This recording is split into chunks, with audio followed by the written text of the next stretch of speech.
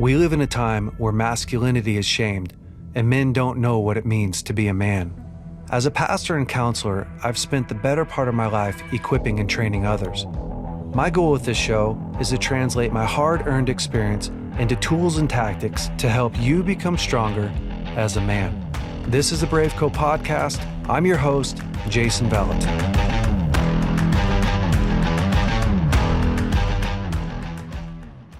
Well, Bill, thank you so much for coming on. I'm really excited to talk with you, and really, I would love to talk about to start out with talking about your childhood a little bit. I know a lot of us, a lot of men who listen to this podcast and watch, they would know you from on stage and your messages and sermons, but probably not a lot of them would know where you grew up and what was life like.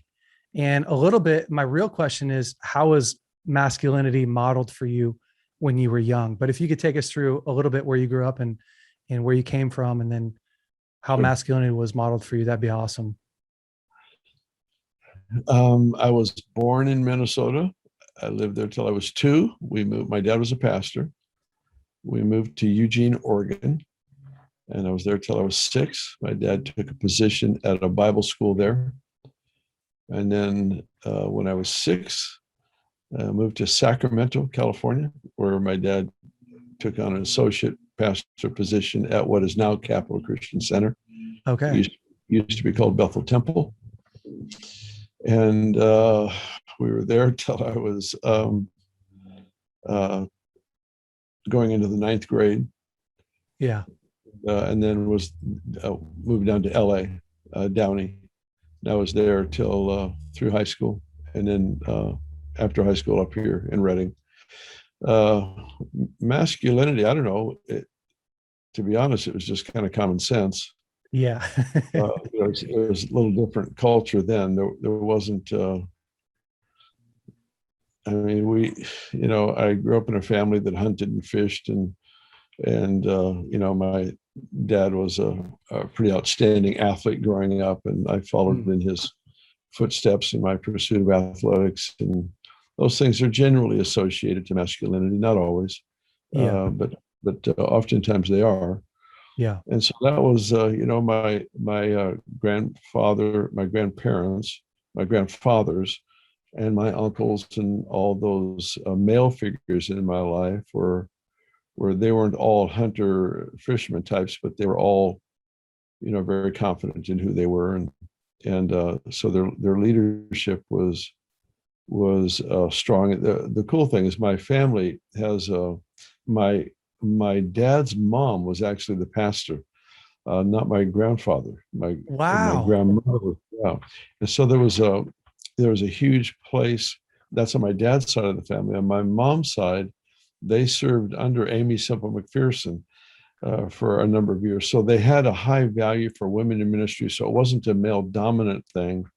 It wasn't that kind of a masculinity. It was just strength and being responsible and bearing the weight of things, protecting, family, protecting your wife, and I liken a woman to a crystal goblet, and the guy is the clay coffee mug, and you just don't use them both in the same area.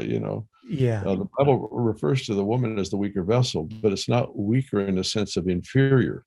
Yeah. It's just the way they're wired. They'd be like the crystal goblet. So anyway, in my world, there were a lot of men present, and there were a lot of men that were just responsible, and served their wives and families, and so that was really the role model that I had growing up with my own home, my dad, but uncles and grandparents too. Yeah, it's such an incredible way to grow up, and it's the way that a lot of the world grew up for a long time. Obviously, we live in a little bit different day and age right now, which is part of why we're doing what we're doing here at BraveCo, and it's why we're doing what we're doing at Bethel, and helping to really champion, a healthy family and healthy discipleship. And one of the words that you used, though, is a word that we talk about a lot, which is responsibility. Jordan Peterson, which I'm not sure if you're familiar with who he is, but I like him. Yeah, incredible mind. Mhm. He says responsibility gives us purpose in life. And um, when you're talking about your dad and your grandpa and your uncles, they modeled that responsibility. They modeled that that role of really being a leader by fulfilling what you were called to fulfill, whether it's taking care of your wife or making a place for uh, supporting your grandma or your mom in ministry while they're leading. Just being super responsible is such a profound thing, and I think so many men overlook the how impactful just being responsible day in and day out can be. And here's where I see it a lot. When I was in school ministry, I led in Bethel school ministry for 10 years. I spent in there, and probably for me, the number one question that I would get people ask me, especially young people, is how do I find my purpose? How do people they go through a year or 2 years of school and they're going, man, I'm still trying to find my purpose. And I feel like why I'm bringing this up is I feel like so many men are in the spot where, how do I find my purpose? And it was supposed to be modeled for us at a very young age. My dad's grandpa, who was a farmer, he didn't wake up one morning and go, what is my purpose in this life? His purpose was waiting for him every day. Yeah, that's good. And, and his dad, my dad's grandpa's dad, didn't wake up going, man, am I going to leave my mark on this earth? And I understand that we can, there's two sides to this story, but we have so lost sight of how our responsibility in this world, just simple responsibilities, actually brings us life and gives us life. And so I love that your dad and your uncles, they just modeled simple responsibility for you. Yeah, it's absolutely true.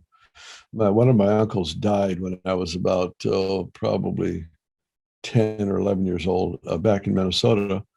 So we drove back, and my dad invited his wife, my aunt, and their three girls, or actually they had an adopted son as well, invited them to come live with us. So they moved into our home in Sacramento, and my grandparents were already there. So we actually had 11 people in the house with us, and it was 1,100 square foot home. It was a pretty small home. So, and we lived that way for a while. Some in the summer slept in the garage, and I don't remember ever hearing any complaint, anything out of my dad. We just made it work. It's what you do. If you know what responsibility is. Yes. And part of the problem that we face here is that we're always talking about changing the world and these high impact places of influence.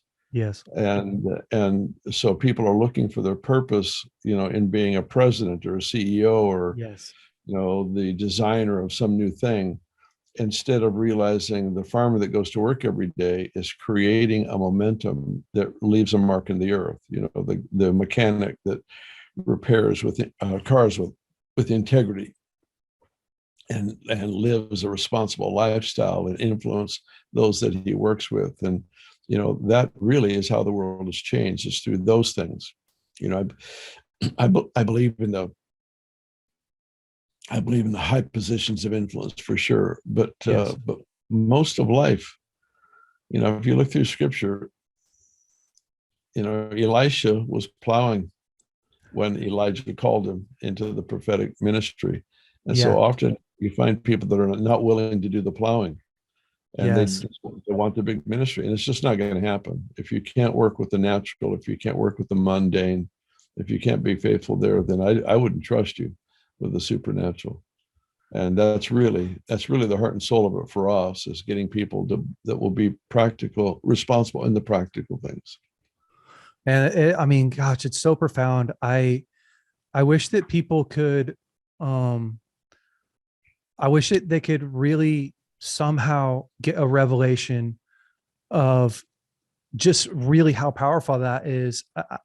Growing up in my home, of course, my dad was a great role model for me. And mostly what I tell people all the time is my dad is the most faithful man I've ever met.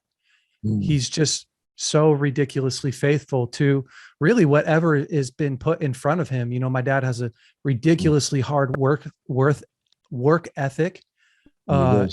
He does everything to the best of his ability.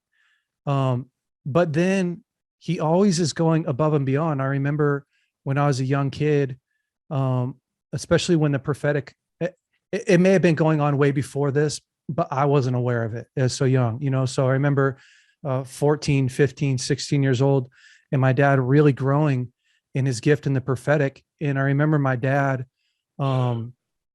he would run the part stores, and then in the evening time, he would do classes, and they would practice the prophetic, and he would learn it. And then at nighttime, he was reading books and watching stuff to learn. And then he went through a whole season where he'd travel to go listen to these prophetic guys speak, just to get an impartation. And I watched the same thing with your life, a little bit further removed from my dad, but most people are looking at these great men, and whoever great is to you, these great men, that the foundation for all of that favor, the foundation for all of the prosperity was laid in responsibility. It was laid in this day in, day out, being super faithful to the little that was given. And it's, even for me, different times in my life, it's so easy to get caught up in the success that you might perceive someone else to have. As a man, it's easy for me to look at another man and go, gosh, he's got so much wealth, and how do I be that great businessman? Or, oh man, that guy's kids are just, they're just another level in athletics. Like, how do I achieve that in my family? And it's easy for me to want to chase that. Yeah, for sure. For sure it is. It's a comparison, of course, is one of the most deadly things that we can do, because, you just always end up on the bottom somehow, Yeah. The responsibility is huge. Part of the problem for us is we don't realize that natural things dedicated to the Lord become supernatural. So there's no such thing as having a secular job when you are truly devoted to the Lord. Everything you do becomes a supernatural experience and a supernatural occasion. And I love the extreme. I love the supernatural things that we see happening.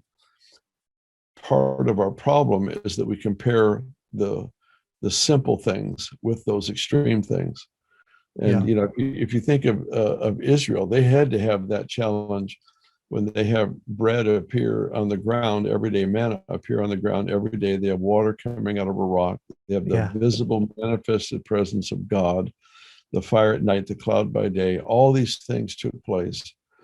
And yet when they went into the place of God's destiny for them, they actually had to plow the ground and plant seed. And so they had to make this transition from God doing everything for them to them working with him. And they still needed the blessing of the Lord on the crop. They still needed him to, be favorable and bring the rains and all the stuff that was necessary to prosper with their cattle and sheep and all. So they had to learn how to partner. God's intent for us is to learn how to partner with him so that the natural becomes supernatural. And that's the challenge we face right now, is that we see the cancer disappear, we see the blind eyes open, and we celebrate those things, but we don't always have as much of value for the guy who goes to work every day, as a physician's assistant to help that doctor succeed and to help relieve some of the load. We don't realize that natural effort devoted to the Lord becomes a supernatural occasion. Yeah.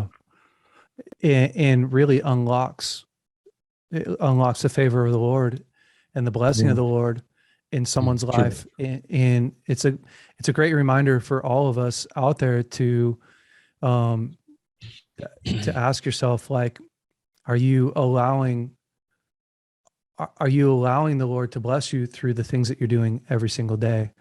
About 2 years ago now, I always say about a year ago, but then a year goes by, probably maybe 2.5 years ago, the Lord said, I want you to give me something that I can bless, which is kind of it's an odd thing because, I have kids. I had 3 kids at the time and ministry, and there's plenty of things, God, that you could bless. But I just had this knowing, this instinct that what he was talking about was that thing that he'd placed in my heart for men, and in this movement that we're doing. But my challenge was I was so afraid and I didn't know where to start. It was those two things. Like, I didn't know where to start and how to start. And then I didn't want to be a failure. Right. So I had those 3 things, which is just real. It's just where I was at. And I got it became so burdensome of, like, he's telling me, I want you to give me something to bless. And I want you to step out. And I'm feeling this conviction, this weight of conviction and of, like, God, I don't know what to do. And I don't know where to start. And I finally I just did what I knew to do. Right. So I didn't even do something profound that I felt like he told me to do. I just went, I'm going to do a men's retreat. I know that I know how to do a men's retreat. And although I'd never done one, and those seeds, that stepping out, it was terrifying. I picked a location in Texas. I didn't even do a good job picking it. I actually didn't even look if airports were close by. I didn't even think about it logically. And, we charged $1,000 or something. And just none of it was done very logically. I hadn't done it before. And we only advertised for a month. We ended up filling up the whole entire place. I had to add spots, after the deadline finished, and we got there, guys were still trying to come to this retreat. And, long story short, like, today I see the fruit of that, like the literal fruit of stepping out back then. And I'm not telling you the story to go, great me. I'm saying, like, I feel like so many guys are like me. You get in these spots where that God planted something in your heart, whether it's for your marriage or your kids, or, maybe a future thing, like me, a men's movement. But it's so hard to know what to do today with this thing. It's true. And that, to me, feels like one of the hardest little gaps to bridge is, where do you start in a promise? Or where do you start in a desire? Where do you start in a responsibility that God's given you? Do you have any extra insight for that?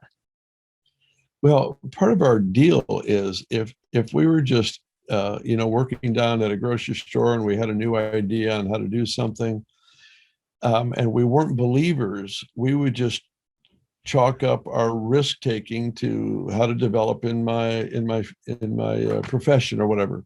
Yeah. But our problem is we are, and it's a good problem, we are so passionate to serve the Lord with everything we have, we don't want to get it wrong. Yeah, it's true. We don't want to make a mistake. We want it to be perfect as it comes out, because he deserves that, and we want to be responsible for him.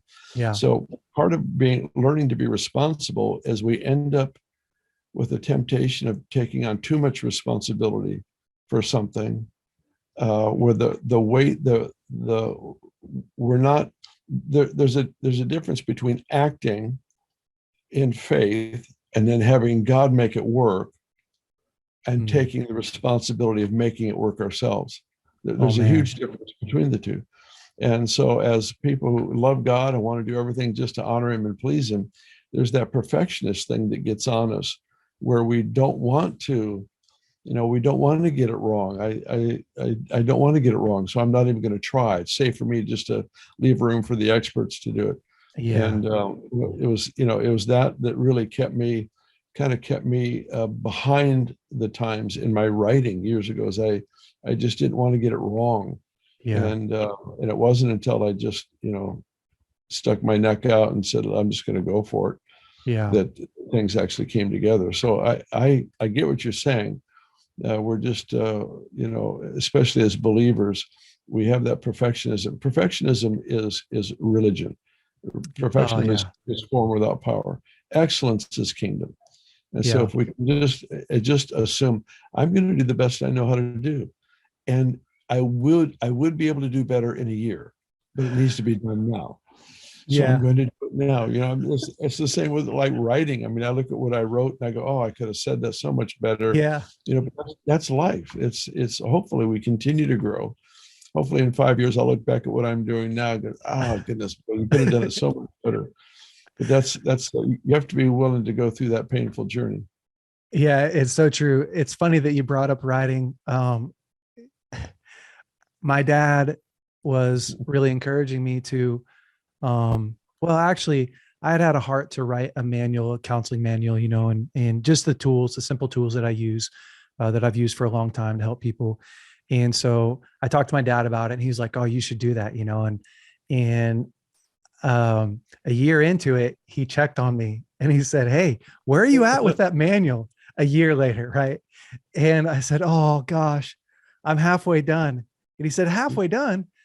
How come you're not all done?" And he wasn't condemning me. He was literally asking, "How come? Like, what's going on?" And I said, "I don't know." And he said, "Do you not have the material? Like, do you need more information?" And I said, "No, I've been teaching this stuff for years. I have all the material." And I actually didn't know why I couldn't finish. And I'd sit down so much. And finally, in talking to my dad, I said, I feel like I'm going to put it out, and then people are going to look at me like I'm a fraud. Like, I feel like I'm a fraud. I feel like I'm going to write this stuff, and then now people are really going to see what I do. And then they're going to be like, "Oh gosh, that's not good." And so he was like, "Huh, okay, well, that's pretty logical. Let's send it to somebody. Let's send your material to somebody." Right. And I said, "Oh yeah, let's do that." So we sent it to Mark Sharona, because Mark Sharona is like the guy that we know, that he's got more PhDs after his name than anybody I know.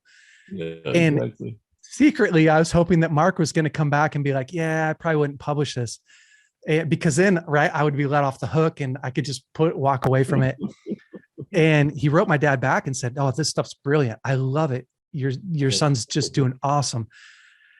And but then I got confronted with it again, right? Like this idea that, okay, my dad believes in me, Mark loves the material, but still I had this thing inside of me that's like, "Oh man, you're fixing to get made fun of," or whatever. And I finally just I really had to make a clear decision on what voice I was going to listen to. And it really felt like there was this battle. And I think that a lot of men have that battle where you could have God himself come to you and say, "No, I want you to do this. I love this." And you still have to make that choice, right? To cross the chicken line and risk and do it.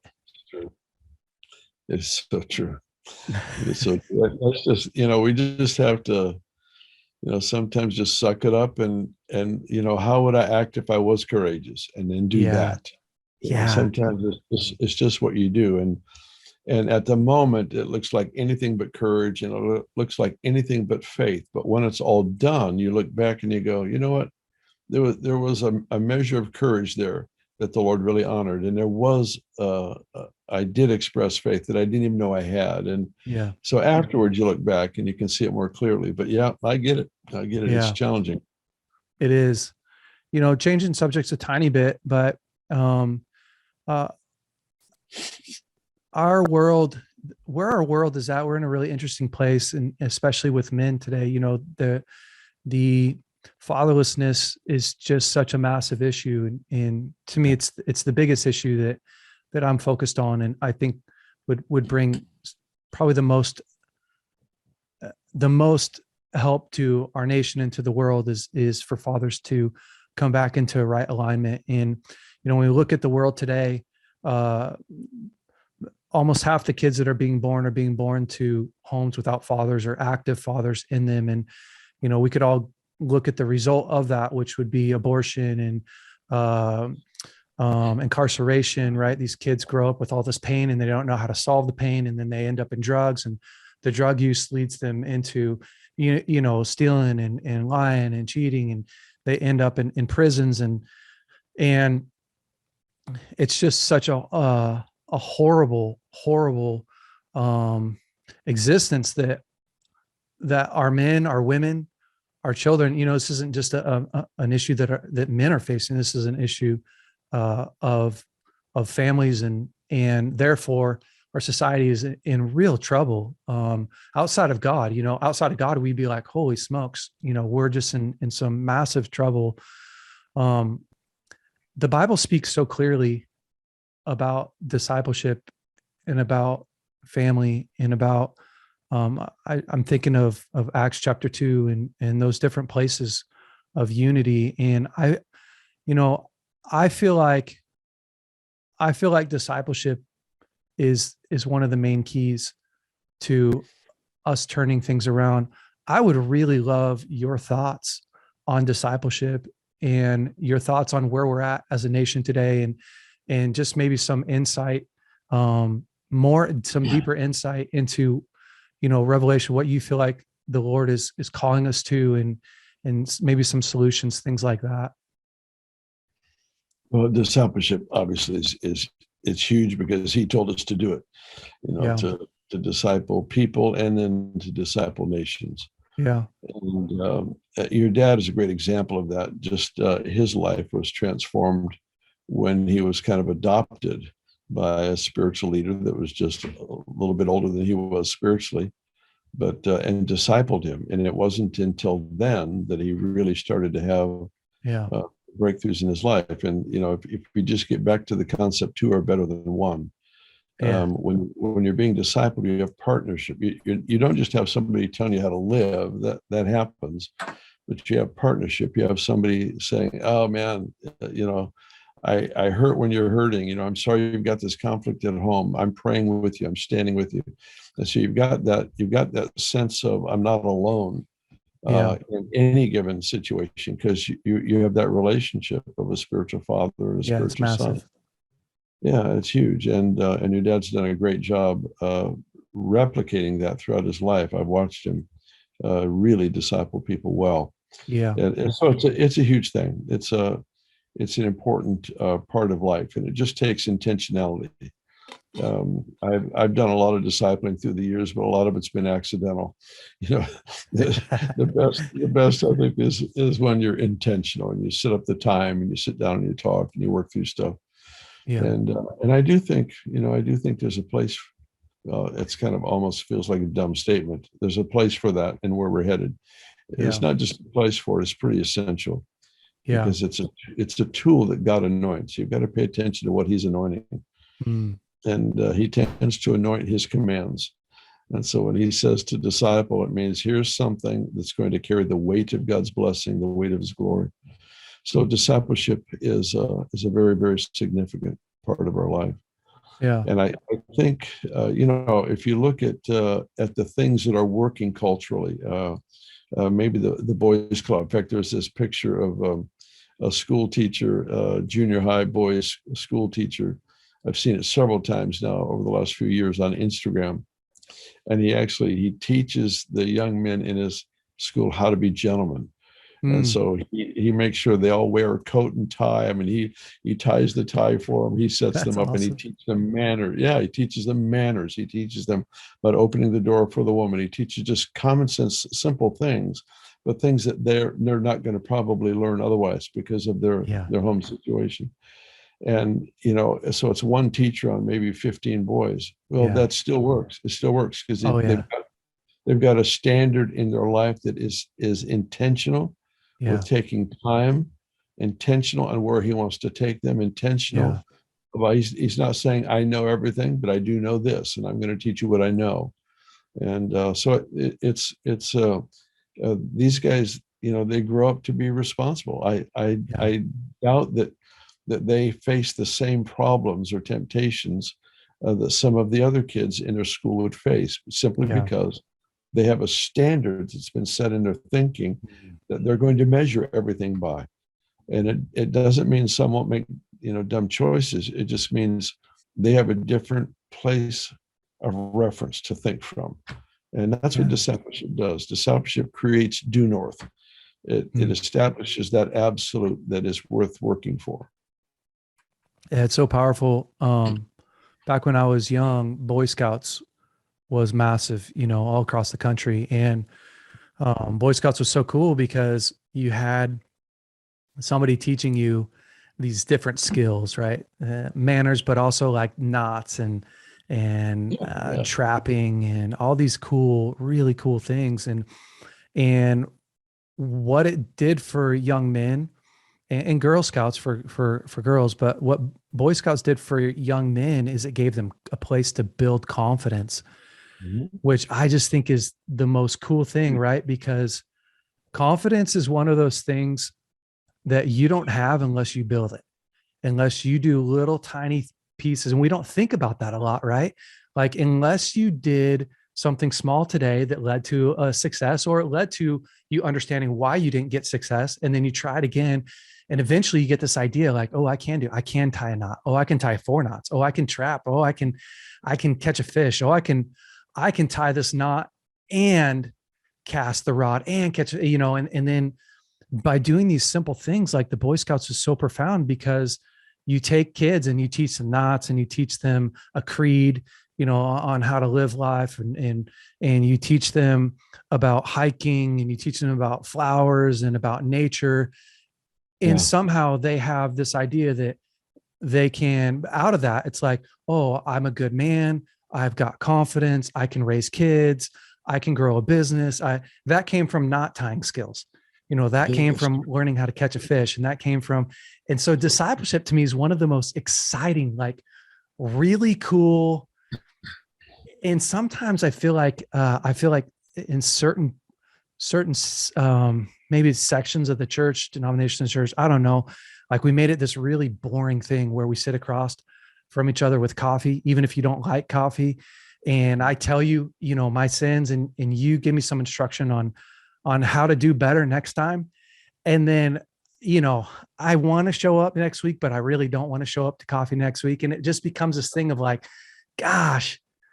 But discipleship, I think the way that God created it and the way that he designed it, a father to train his sons in what he's naturally good at, a grandfather to pass on the inheritance on what he was naturally good at.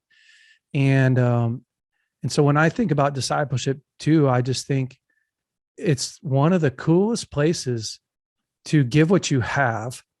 And I almost see it like the boy who's got, the fishes and loaves, like he gives this little thing, and in return, like God multiplies it. Like I teach kids how to tie knots and how to whittle a stick, and I teach them a creed.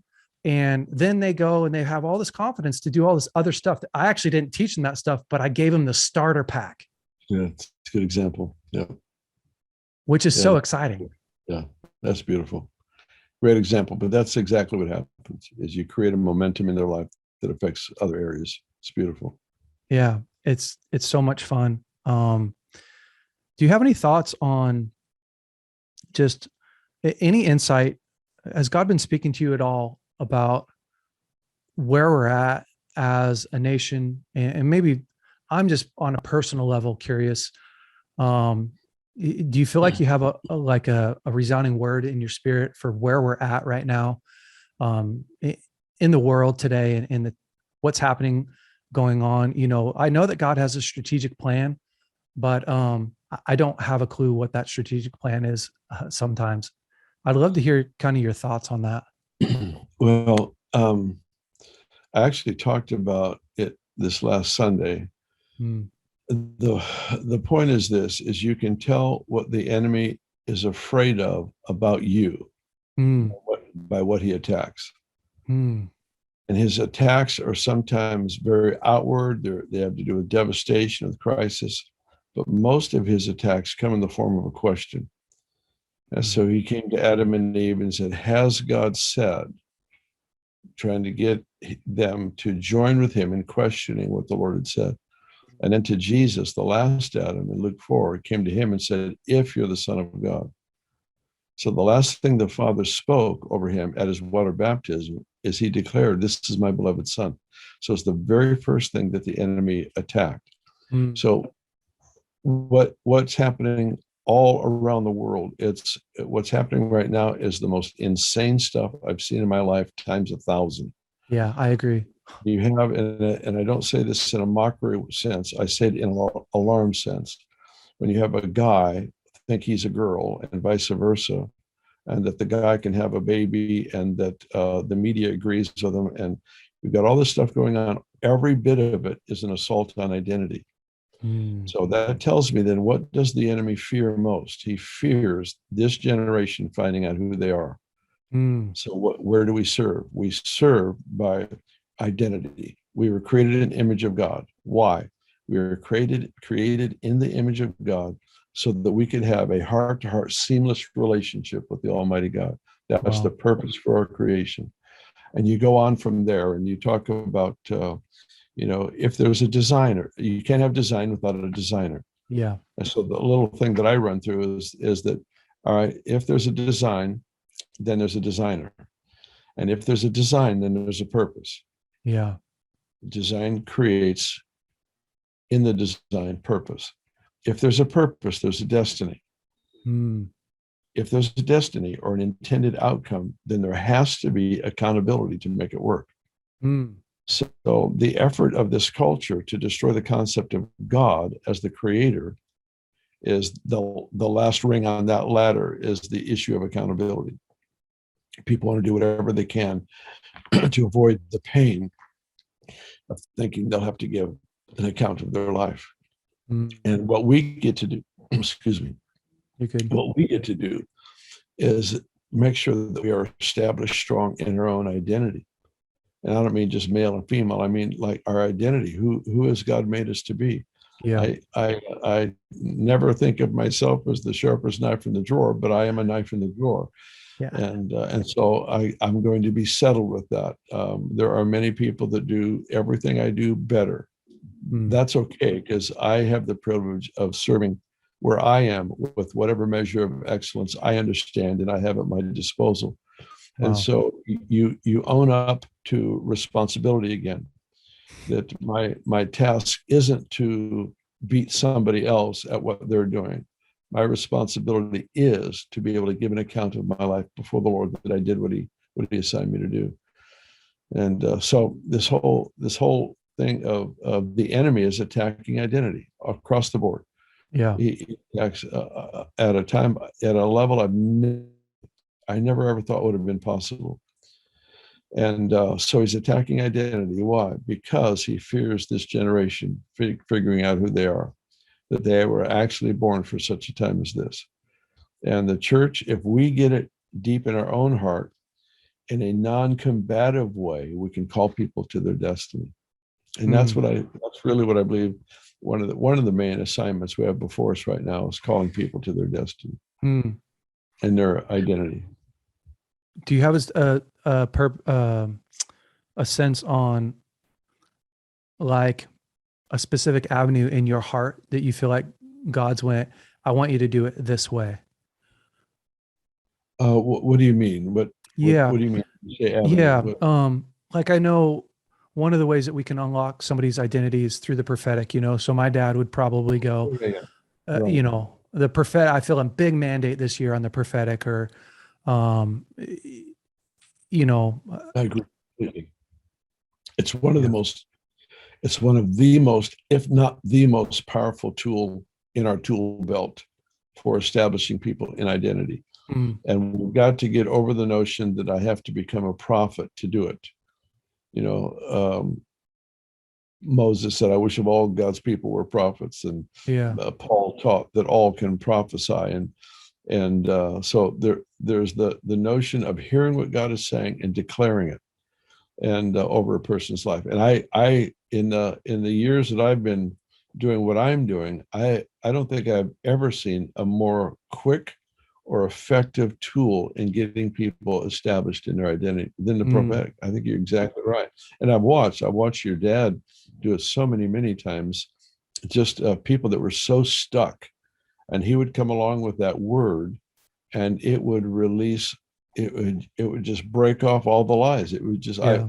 I used to call him, he's like the Green Beret, you know, he gets in and out before they know anything happened, you know. But it's really what I've witnessed in the prophetic for the year, all these years, and every one of us can pursue that. You know, I think for me, what's been one of the biggest helps in my life is being able to decipher the truth from the lies.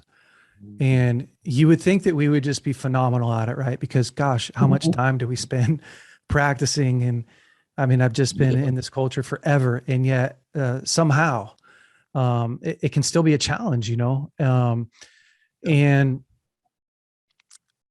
I think as much as my dad's ability, or, you know, our culture's ability to give the prophetic word, I think one of the most incredible grace that the Lord's put on your life, Bill, is you have the ability to break down truth so simple, these really profound truths, and get back to realignment. And I feel specifically, you know, this has been one of the, I've seen more people push away from the church in this season, just from the body, not, I mean, church, yes, from the body, you know, wanting to reconstruct their belief system and all this stuff that we actually have a lot of compassion for people that are going through that. It's a state of confusion. There's pain involved in it. There's anxiety involved in it, and poor leadership, things like that have happened to people, abuse, whatever. And so there's a lot of compassion that we have for that. But I think one of the avenues that the Lord is releasing identity in, besides just the prophetic in people's lives, is bring them back to a whole healthy body where there is that plumb line, right? Where you, like when you were a kid, you knew truth was truth because you weren't finding it yourself. It was being shown to you and modeled to you in a way that you saw it work, right? And so your dad would get up and he would be responsible, and you saw that responsibility pay off, and you saw it work, and you saw your mom love on your dad, and you saw, you know, the other kids in your home care for the family, and you went, oh, that's the best way to do life, is to follow in those footsteps. And Right. I feel like there's a really powerful calling back to the body and the unity in the body. And I actually feel like I really do feel like we're going to see a shift in this next season, where a profound shift where people are coming back to not just the first love, where God's getting to, you know, to encounter them, but actually a love for the body, like Acts chapter 2, a love for, I have something to give, man. And I want somebody to impart what they have to me. And so I feel like that's one of the ways that God is strategically bringing back. And so I would say, you know, there's been some massive assaults in the past couple of years, specifically, you know, some major church leaders falling, and we have lots of grace for that. But the division that's caused in people's minds and in their hearts of pushing away and giving other reasons, you know, and we could, I don't want to go on specifically say this movement or that movement, but I think what happens in people's minds is they see this one man fall, or this one woman, or this one, you know, a couple things go wrong, and people push away from the body, which then they get completely out of alignment, not just what their role is, but also who they are in Christ. The whole thing becomes misaligned, right? And I feel like the Lord is coming in bringing a right alignment. But when I was, and again, it's probably happening a lot before I was born, before I remember, but when I was about 10, 11, 12, youth group was just so incredibly boring for me.